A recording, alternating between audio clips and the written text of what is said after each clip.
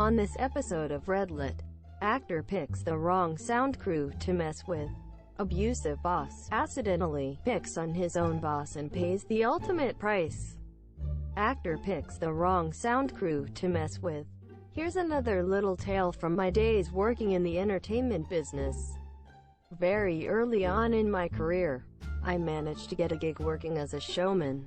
A person hired in just to work the show, on stage electrics and follow spots on a major West End musical.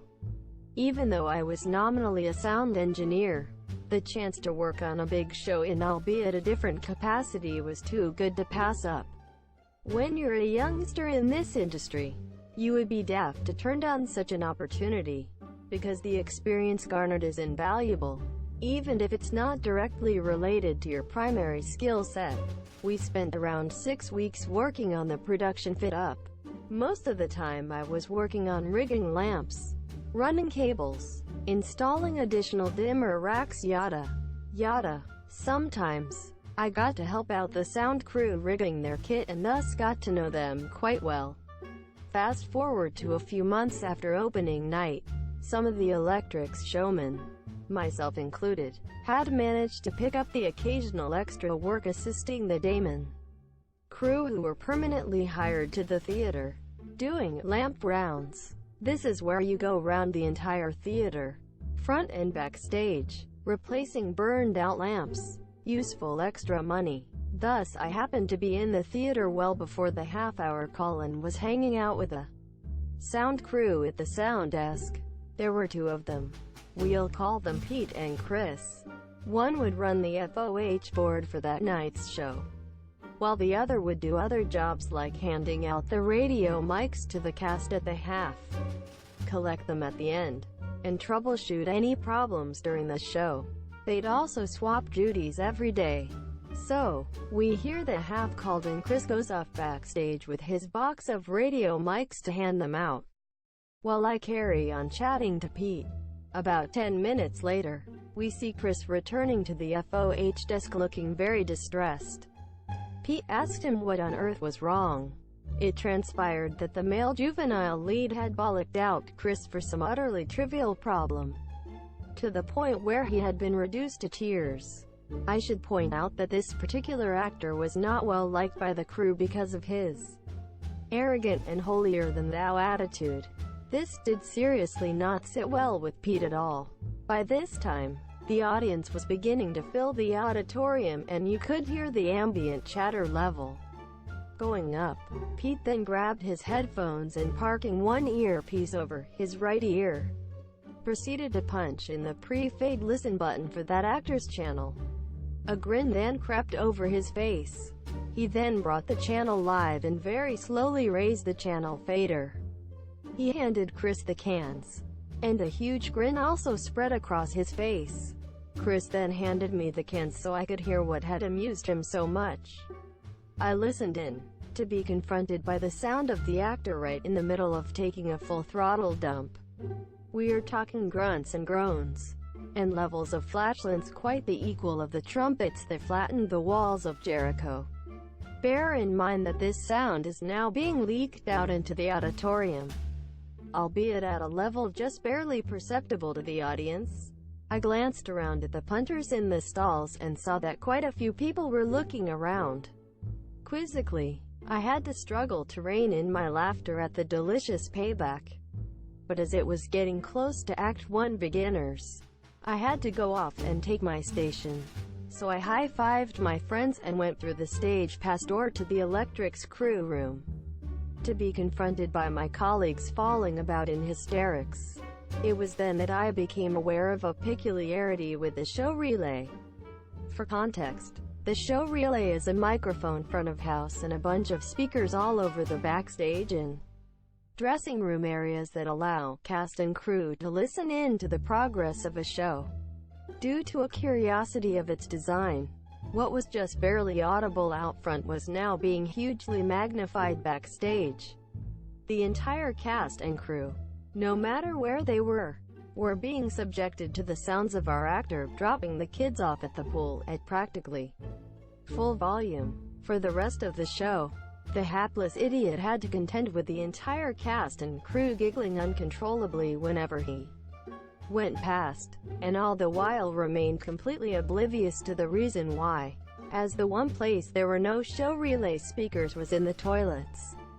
Abusive boss accidentally picks on his own boss and pays the ultimate price.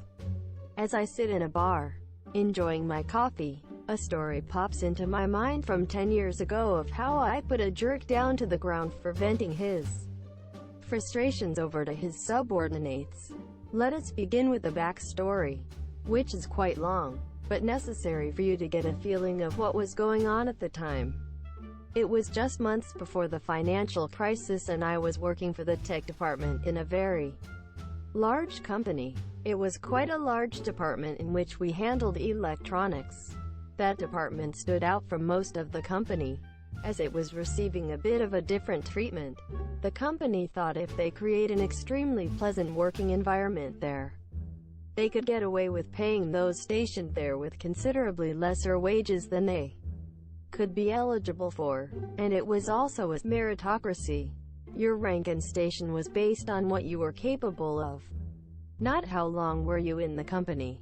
I say that because just after 2 years, I was running the whole department. The reason for that was that because aside from being a computer technician, I also had skills in electrotechnics, electronics, programming and online advertising, which the company realized and put me in charge of the whole bunch. However, before you question the validity of this story, you should know that while I had the rank, I made only marginally more money than the rest of the department. The only plus was the rank, in that I had half the working hours of the rest of the department. My only job was to make sure that everybody was at their best while doing their job and paperwork, along with comms and coordinating with the rest of the company. I felt it was important that you knew the entire story because now I want to introduce you to Dick. Fake name. Dick was a hard worker, but a sick, evil, miserable bastard who was at the company for over 6 years but couldn't get any higher up the ladder, other than shift supervisor for the machinery boys, because all he knew how to do. He was 2 ranks below me. Dick was an utter dick. He constantly picked on his subordinates, berating them, yelling at them, picking on the coffee boy. It was the rookie. Bringing coffee was an initiation ritual. Essentially, Dick being in charge of you was a very unpleasant experience. At the time I didn't know this was going on. Dick was not in the group I ascended over and I dealt with that group over his superior. I didn't know what was going on because I had my hands full with running the whole thing from an office halfway across the company building. Big building. Before we continue, you should know that my country has a law against workplace abuse called bossing, in which, if there has been emotional harm inflicted, the person who performed bossing could even face jail time, and the company in question could pay massive fines. To continue, suddenly I received an email from my superior, telling me there was an incident regarding Dick and that I have been scheduled for disciplinary action. Apparently there was a coffee girl in his group which he utterly destroyed to the point where she had a nervous breakdown, and as a department administrator I received huge flack for not sustaining a pleasant working environment, which was department policy so that people wouldn't complain so much about the subpar pay they are getting. Dick got me in so much trouble that I had to spend a week of constant damage control with my own superior. In the end, I was ordered to take appropriate action against Dick to prove that I was still the man for the job. Dick got me in a lot of trouble. Dick was going to pay. There was just one problem: there was no evidence against Dick, so I was going to have to be sneaky. I send a message to Dick's superior, notifying him that they will be getting a replacement coffee boy from another group tomorrow. I was going undercover to stick it to Dick. There is a saying, you see a guy in a suit and tie and you think he's successful, until you realize he's working for a man in jeans and a polo shirt. This hold true as Dick is a suit and tie guy while I wear jeans and a polo shirt to work. It's the day of revenge. I take no special preparations other than a hidden recording device, and I even wear the aforementioned outfit. I arrive at work and ask 2 security guards to go with me to wait just outside Dick's work area. I purposely wait until I am 5 minutes late, then enter the work area with Dick's people, greet everyone and go straight for the coffee pot. Dick notices my tardiness and starts ranting. Dick, coffee boy, what the hell do you think you're doing? Come late on your first day? Get your ass moving and serve everybody. Me? Yes, sir. I serve coffee to everybody. But one of the techs recognizes me. I pour some coffee in his pot and tell him to say nothing because I am recording Dick. At that time Dick was across the room, insulting another employee for misplacing his tools. After I finish serving coffee, I go to my workplace and start working. I intentionally fumble at my work, as a rookie would, in order to get Dick's attention. It works and Dick notices me and races right towards me. Dick, what the hell do you think you're doing, boy? What is this mess you made? You are completely useless. I cannot use you for anything. I should send you to mop the floors and you will even screw that up. I turn towards Dick, put my hands at my hips and lean forwards, going in Dick's face. Dick presses his second and third finger against his thumb and starts to wave at my face. Dick, don't you get uppity on me, boy. I am your boss. I know the administrator and I can get your ass on the street in 5 minutes. Do you want to go home? Answer me. Me? I am the administrator. Security. Both guards arrive, going into full badass mode, grabbing hold of their mace pockets with one hand and fists clenched in the other. I swear. Dick immediately dropped a couple of spoonfuls into his pants. Guard. Yes, Mr. Op. Me. Escort Mr. Dick to my office immediately for. I lean right into his face. Severe disciplinary action. Guard. Mr. Dick, come with us. Later in my office, Dick was sat down and listened to the audio recording of the incident, as well as I made him read out loud an extract of the labor law concerning bossing. Then I go full cold turkey on his ass. Me. Mr. Dick, you have been caught severely abusing your employees, which is not only against department policy, but is also a criminal offense, punishable by jail time in certain circumstances. Do you have anything to say in your defense? Sweating, shaking, stuttering. Dick, but I am, monsieur. Me. It's what I thought. Let me tell you what is going to happen. I have bought evidence to pin the breakdown of Coffee Girl on you, which means that I have the power to send you to jail. Not sure if true. I was bluffing. So your disciplinary action is going to be as follows. Firstly, you are to be demoted for at least a period of 2 months. Your previous group was lacking a coffee boy. I think you would be perfect for the job. Secondly, you're going to love it. Thirdly, you are going to send flowers and a letter of apology to the girl you broke down.